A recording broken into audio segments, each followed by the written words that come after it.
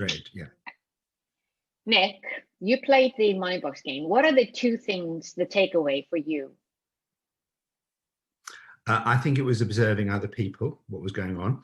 So two big ones for me were I saw a couple and the husband started buying his wife jewelry because that's what he'd always dreamed of doing. As soon as he's rich, he buys his wife jewelry. What he didn't realize was she wasn't interested in jewelry. She was interested in something completely else. So for the first time in their 15-year marriage, they actually had a conversation about what mattered to them.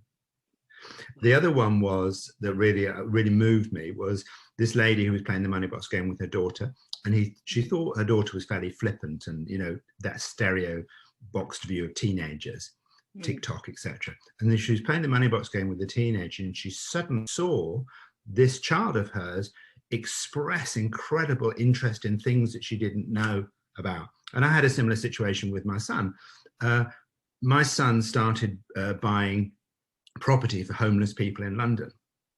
And then he started pairing up with someone in the north of England that was doing the same. I was doing some work with kids that had just come out of homes. And my son is 29, but I found out more about him in those 30 days than I did in the 18 years he lived with me.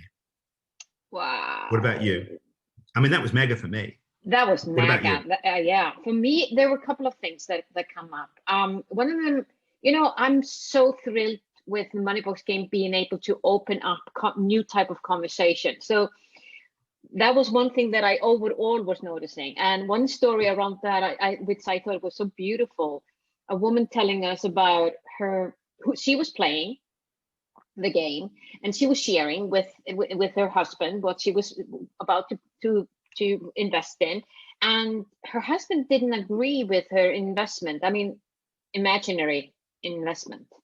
So they started an argument about the imaginary investment that she was doing in a game, which led to a total new way of seeing things. And like now she felt she had a certain power with all that wealth, and she could actually stand more in her own conviction, saying, well, this is what I am going to invest in.